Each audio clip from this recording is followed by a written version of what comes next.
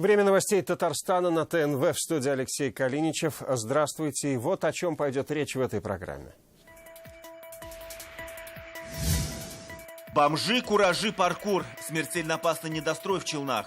Ходим. Все боятся. Потому что и бомжи тут были, все были тут. О том, как решают проблему в городе. Радик Фархулин. Мусор копится, куда девать? Со всей округи приносят, они не успевают. К чему приведет мусорная реформа и не повторится ли мусорного коллапса в Татарстане, выясняла Анна Городнова. 300 киловатт по лимиту. Вынуждены переходить на ночной образ жизни. Для чего вводят норматив потребления электроэнергии и как к этому относятся казанцы? Альбина Слугараева. Его работы выставлялись в Великобритании и в Чили, а живет он в Зеленодольске. Фотографию надо не просто смотреть, а нужно ее видеть еще. О заслуженном деятеле искусств республики Александре Семенове. Салават Ухмадуллин. Контракты на миллиарды, контакты на десятилетия и перспективы развития до 2030 года. Сегодня в Москве открылся Международный энергетический форум. Здесь обсуждают будущее нефти, газа, химии, зависимость от добычи черного золота, добавленную стоимость в инвестиции. Татарстанские проекты, в частности, группы компаний «Таиф» под особым вниманием. Почему? С места события Дина Газалиева. Огромная нефтяная труба – одна из главных достопримечательностей энергетического форума. Пройтись по ней может любой желающий. Впрочем, как и под плодоносящим татарстанским деревом, так живописно в этом году оформлен стенд республики, но его содержание традиционно посвящено ключевым республиканским проектам. Делегация Татарстана прибыла на форум ранним утром и сразу обсуждение острых вопросов. Например, будет ли в 2030 году газ так же востребован, как нефть? К консенсусу не пришли. Основная причина в том, что в последнее время спрос на продукты нефтехимии растет и растет. И тут участники дискуссии задают вопрос уже Рустаму Миниханову. Каков его взгляд на перспективы? Хотел бы слово передать Рустаму Нургалиевичу, потому что это человек, который является лидером в этой отрасли. На базе наших крупных предприятий мы развиваем малый и средний бизнес. Сегодня, благодаря нашей схеме работы по обеспечению наших предприятий этой продукцией, где-то 70 тысяч полипропилена, 50 тысяч полиэтилена, каучуки наши идут на шинный завод. Вот она такая система выстроена и работает. Среди участников рабочих встреч на форуме руководители основных предприятий отрасли республики. Спасибо, что пришли. И переговоры о республиканских проектах по развитию топливно-энергетического комплекса идут нон-стоп, в том числе и с министром энергетики, прямо так, на ногах. Каждое предприятие старается продемонстрировать свои прорывные проекты. Однако основным прорывом для татарстанцев стали очередные подписания соглашений группы компаний «Таиф». Компания «Сименс», давний надежный партнер «Таиф», вновь заявляет об активном долгосрочном сотрудничестве с Татарстаном. Сегодня стороны подписали соглашение, согласно которому стратегическое взаимодействие будет продолжено и расширено. В настоящий момент «Сименс» реализует проект строительства парогазовой электростанции мощностью 495 мегаватт на условиях под ключ на Нижнекамск нефтехимия, входящем в группу «Таиф». С учетом того, что нефтехимия, она требует много пара, много электроэнергии, нужны такие эффективные энергоустановки. Компания «Таиф» это определила, когда мы структурировали Татэнерго, как раз две станции выкуплена была компания «Таиф», одна станция компания «Татнефть». И мы убеждены и видим, насколько это было правильное решение. Сегодня практически на всех станциях прошла модернизация, и они пошли дальше. Уважаемые господа, прошу подписать соглашение. И также сегодня было подписано долгосрочное кредитное соглашение под покрытие страховым полисом «Ойлер Гермес» на сумму около 240 миллионов евро. Средства этой кредитной линии будут направлены на финансирование контракта «Сименс». Уважаемые господа, соглашение подписано. Как сегодня ответил на вопросы журналистов представитель немецкой стороны, у компании «Таиф» безупречная репутация, поэтому взаимное сотрудничество настолько продуктивно и эффективно. Проект запланирован на завершение 2021 год, мощность 495 для собственных внутренних нужд Нижнекамск нефтехима с учетом строительства нового этиленового комплекса. Выделен под гарантией экспортного кредитного агентства «Гермес» и одобренные комитетом Бундестага Германии на сумму 240 миллионов евро сроком на 15 лет в очень льготных условиях. Памятное фото и вручение медалей, торжественное мероприятие, состоявшееся сегодня в Москве, стало витком для очередного старта большой совместной работы. Дина Газалиева, Павел Тюкавкин, Александр Ярошов, Марат Закиров, ТНВ, Москва. Первые холода с полным газом встретили жители поселка Урусу Ютазинского района. Год назад 142 многоквартирных дома перевели на индивидуальную систему отопления. Тогда закрылась местная ГРЭС. Сейчас жители поселка погодой в доме управляют сами. Какова экономия? Ситуацию с разницей в год сравнила Филюза Хамидуллина.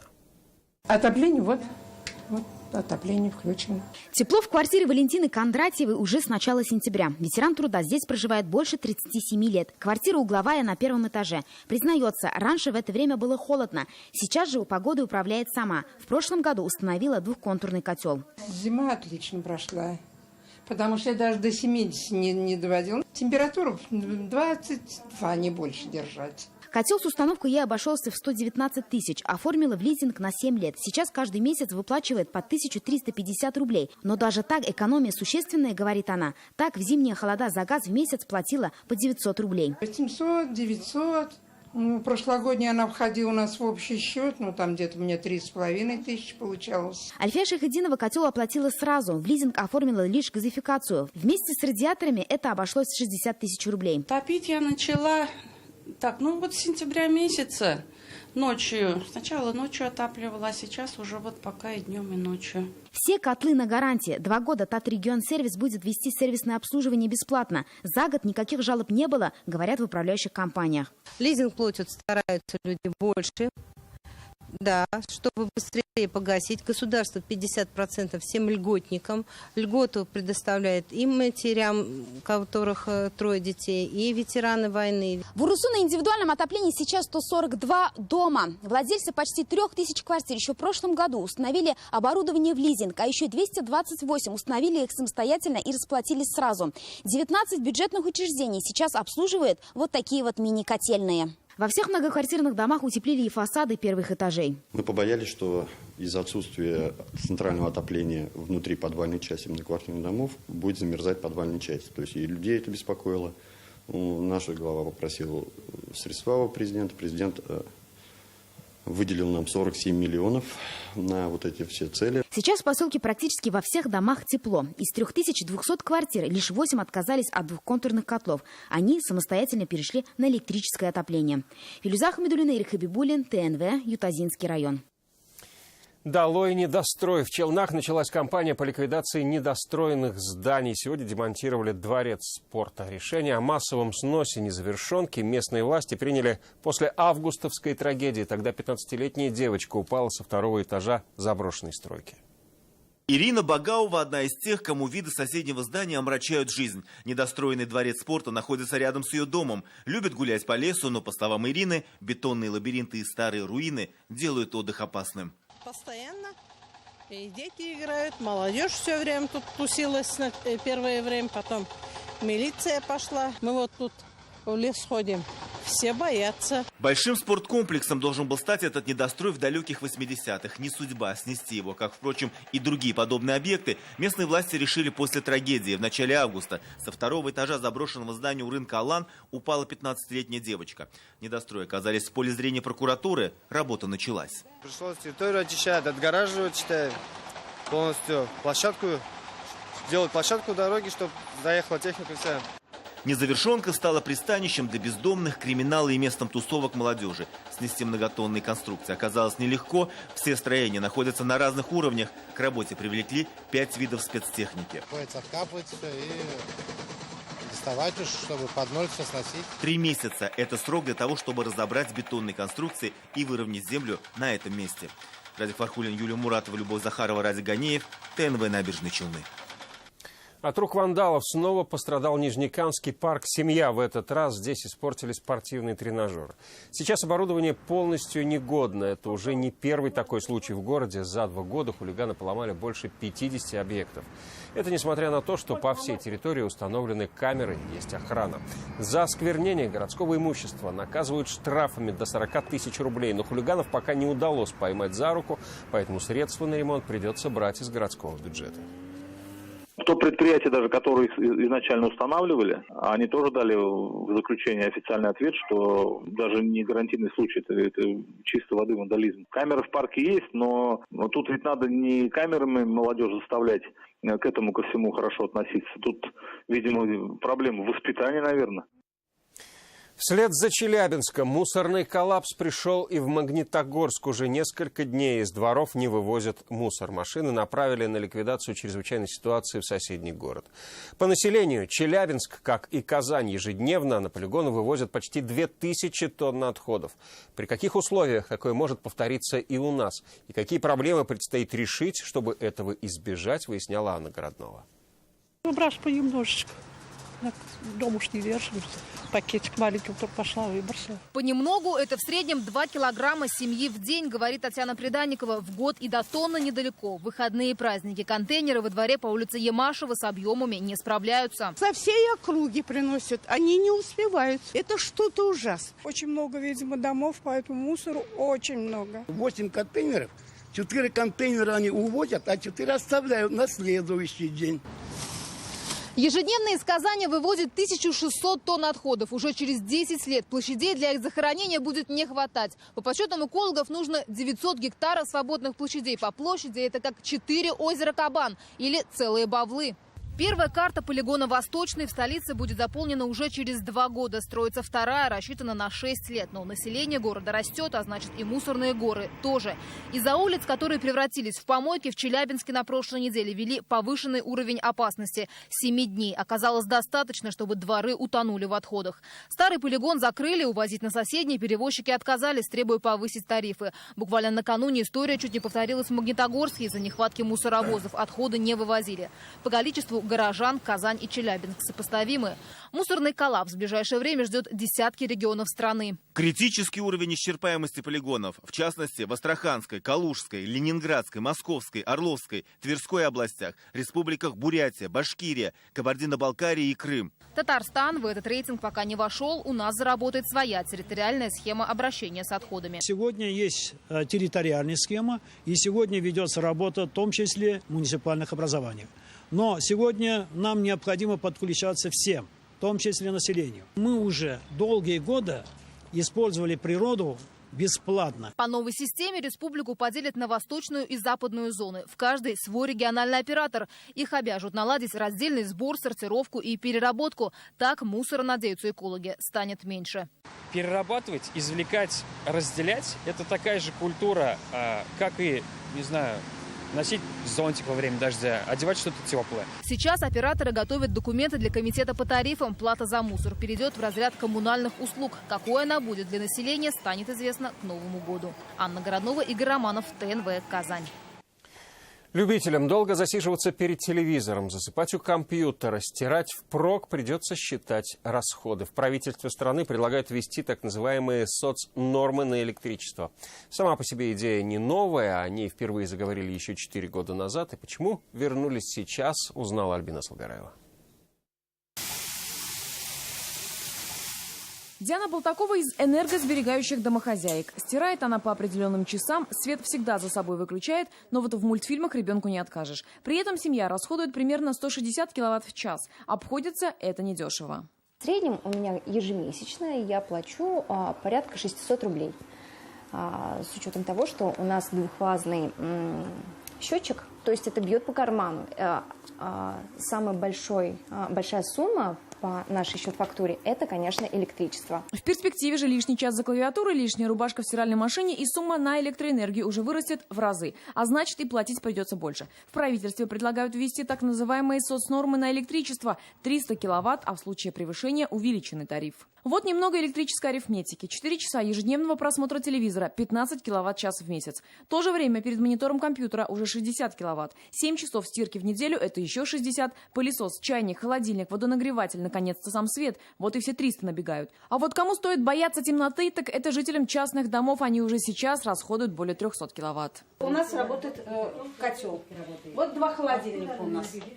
Вот у нас плита электрическая, микроволновка, чайник. Август мы ведь платили, да? 700 мы платили. У нас котел еще работает почти на нуле. А если в такой зимний период, там такие трескучие морозы, до 2000 доходит. Это уже вторая попытка правительства запустить масштабную энергореформу. Первая была 5 лет назад. Тогда впоследствии инициативу посчитали экономически нецелесообразной. Но тогда лимит был ниже – 50 киловатт. В 300 киловатт же в месяц должны уложиться многие, говорится в документе. Эксперты предполагают, решение это должно умерить аппетиты тех, кто любит тратить энергию попусту. Предлагают свои методы экономии. Переходить с одноставочных тарифов на двухставочные, трехставочные тарифы. Но здесь опять есть некий подтекст, или, как сказать, минус, то, что тем самым мы будем вынуждены переходить на ночной образ жизни. То есть гладить, готовить, стирать, все это делать ночью, сидеть за компьютером ночью. Ожидается еще одно изменение. Льгот могут лишить жителей высоток. В новом положении говорится о постепенной отмене скидочных тарифов для домов с электроплитами, в которых нет газоснабжения. Пока все эти предложения обсуждаются. Альбина Слугараева, Амир Залишев, Андерсен Тальцев, ТНВ «Казань». Дорожные пробки в час пик в Казани – это дело обычное, но не сегодня спровоцировал дорожный затор баран. За короткое время в соцсетях разлетелось видео, где испугавшиеся сигналов автомобилей животное мешает движению на дороге и трамвайных путях. Заметили его и у станции «Тектоник», и на улице Губкина, и Космонавтов. В итоге барашку увела в частный сектор одна из вагоновожатых. Вы смотрите новости Татарстана, и вот о чем далее. Повсеместно и капитально. Спасибо президенту, что сейчас мы начинаем программу. Как в республике обновят детский отдых, узнал Дмитрий Аринин. Его работы выставлялись в Великобритании и в Чили, а живет он в Зеленодольске. Фотографию надо не просто смотреть, а нужно ее видеть еще. О заслуженном деятеле искусств республики Александре Семенове. Салават Ухмадуллин.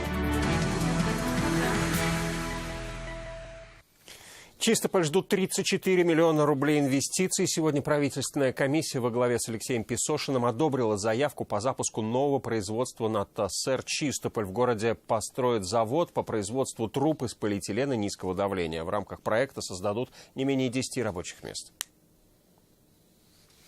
Ближе, роднее и теплее станут загородные лагеря татарстанским детям. Масштабную кампанию инициировал Рустам Минниханов. Разрабатывается новая программа по капремонту. Планирует за 3-4 года возродить все детские лагеря республики. А пока им столько, сколько и родителям нынешних малышей. Дмитрий Аринин увидел, куда первым придет ремонт в Казани.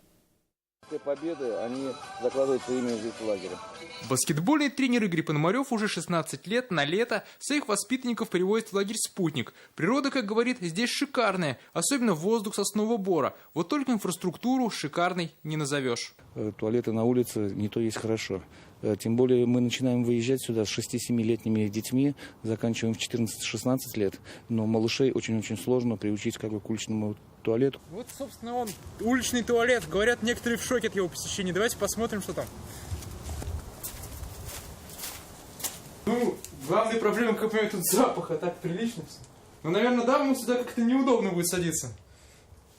Сейчас приезжают родители с моими воспитанниками, которые еще детьми ездили сюда. И все помнят, да? И все говорят, то же самое. за это время ничто не изменилось.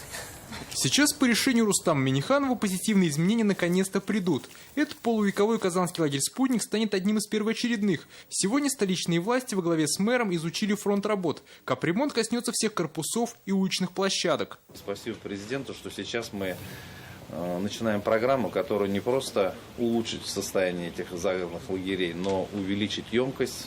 Большее количество детей смогут в достойных условиях отдыхать. Часть из них мы сделаем благодаря государственно-частному партнерству круглогодичными. Сейчас в Казани 14 муниципальных детских лагерей. В следующем году по республиканской программе планируют обновить 4. Порядка 100 миллионов, наверное, это средний бюджет одного лагеря, чтобы сделать его красивым, достойным под ключ. По решению президента такие работы во всех лагерях республики полностью профинансируют в ближайшие 3-4 года. Сейчас в Татарстане более 100 детских лагерей. В них ежегодно проводят лето свыше 200 тысяч ребят. Благодаря капитальной модернизации число отдыхающих сможет стать значительно больше. Дмитрий Аринин, Марат Саидгараев, ТНВ, Казань. Сегодня в Нижнекамске день новоселья. Более 100 семей получили ключи от новых квартир. 123-й дом по проспекту Мира построен по программе соципотеки. Здесь будут жить работники Татнефти. Ваши ключи? Поздравляю. Спасибо. В коридоре не протолкнуться. Очередь за ключами от новых квартир. Новое жилье обрели 129 семей в 34-м доме по проспекту Мира. Семья Пермяковых ждала новое жилье почти 4 года. Долго и с трепетом осматривают каждую комнату, представляют, где и какая будет мебель. 4 года. Ждали квартиру, снимали 7 лет. Вот дождались. Очень счастливы. Сегодня дали нам ключи. В моей будет комнате компьютерный стол, компьютер, диван, телевизор. Все новоселы – это работники Татнефти. Квартиры получили по социальной ипотеке. Чистовая отделка, счетчики учета воды, газа и электроэнергии. От дома рукой подать до Корабельной рощи, а еще и детский сад и остановка общественного транспорта. Уже сейчас думают, как внедрять раздельный сбор мусора. Я думаю, мы будем внедрять. Есть определенные наработки, которые есть у нас, и которые мы хотели бы внедрить, в том числе и здесь. Поэтому будем смотреть, насколько жители активны в принятии решений и в принятии того или иного улучшения качества своего проживания. Сейчас Госжилфонд готовит к сдаче еще один 80-квартирный дом по улице Корабельная, а также 2 новостройки в 49-м микрорайоне. Ленар Гинатуллин, Ильшат Аюпов, Рамиль Закиев, ТНВ, Нижнекамск. Порядка 10 районов Татарстана в черном списке по объему производства молока. Они рискуют остаться без госсубсидий. Об этом сегодня сообщили в парламентском комитете. Депутатам представили доклад о выполнении программ в сфере сельского хозяйства. Урожай зерна в этом году ниже, чем в прошлом. Закупочные цены на молоко тоже не растут. Спасает ситуацию субсидий, которые выплачиваются за поголовье. В этом году из бюджета республики на это выделили 360 миллионов рублей, а районам предстоит разработать целую программу по повышению производства молока.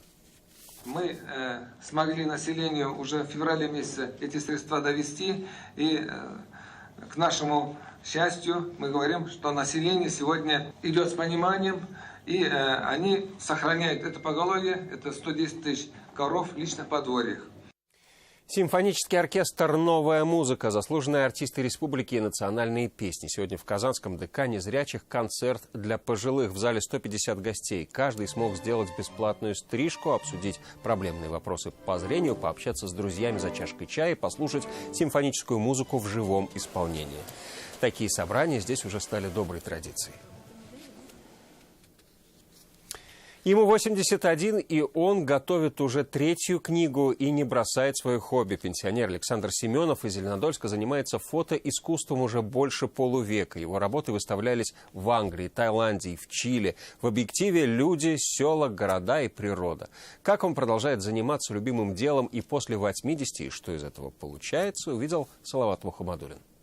Фотографии 1958 года. Это снято первым моим фотоаппаратом FET. Значит, детишки сидят на освещенном солнце крыльце. В его коллекции целая жизнь. В руках с фотоаппаратом Александр Семенов уже больше полувека. Снимков столько, что их количество он и не вспомнит, и возраст тут ни при чем. Но самые ценные у него всегда рядом. Вот, например, этот выставлялся в Англии, Чили, Таиланде и Чехии. На стенах лица внуков и правнуков, а гордость – портрет отца. Он прекрасно знал историю живописи, он пел замечательно, знал поэзию. Я русских художников знал с 3-5 лет, когда сознание формировалось. На свой первый фотоаппарат FET он заработал в 1956 году на Целине. Дальше были Киев, Зенит, Практика, Олимпус и, наконец, переход на цифровые аппараты. Кстати, и в 81 он идет в ногу со временем и свои работы оформляет в ролики и выкладывает их в интернет.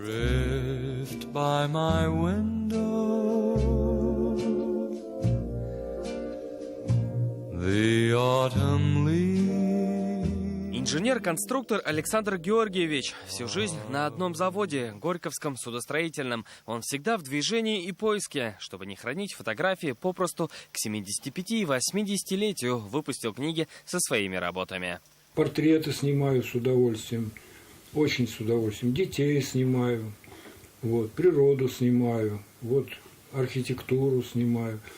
У меня заказчиков нет, я сам себе заказчик. Вот и сегодня по своему заказу на прогулку он взял фотоаппарат. Дождь художнику не помеха, а деталь. Не отпустил он и нас без фотокарточек, а на прощание прочитал стих. Стихи не пишутся, случаются, как чувство или же закат. Душа, слепая соучастница, не написал, случилось так. Салават Мухаммадуллин, Ренат Сафин, ТНВ, Зеленодольский район. В продолжение выпуска о погоде на завтра, после чего на ТНВ вызов 112. Продолжим знакомить вас с новостями уже вечером в 21:30. До встречи.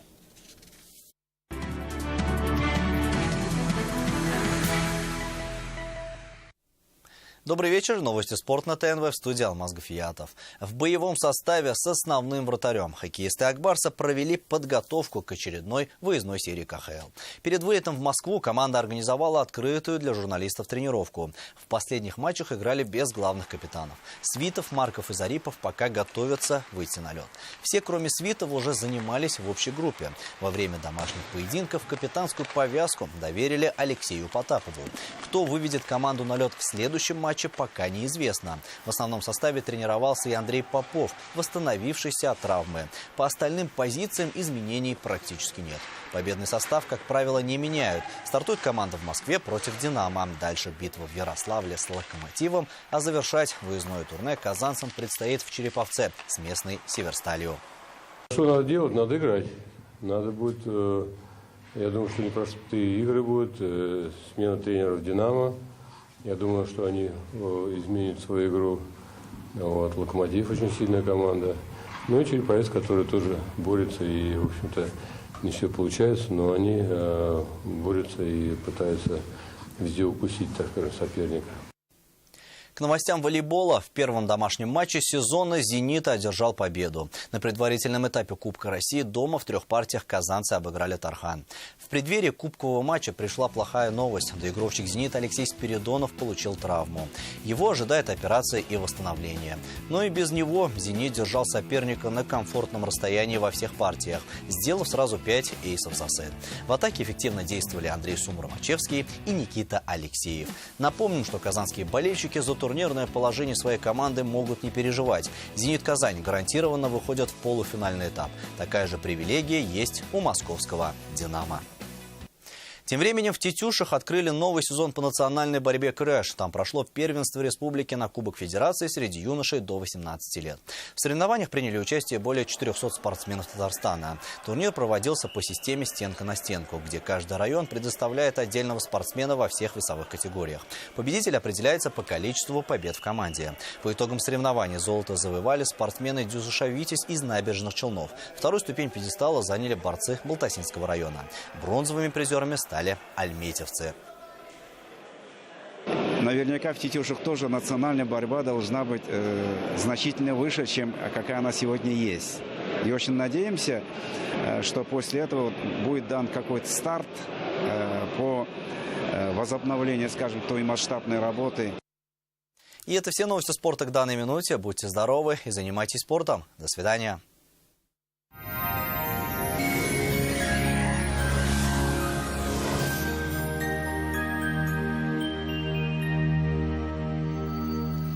Здравствуйте. Пасмурный и дождливый циклон управляет погодными процессами в республике. Более подробно после полезной информации.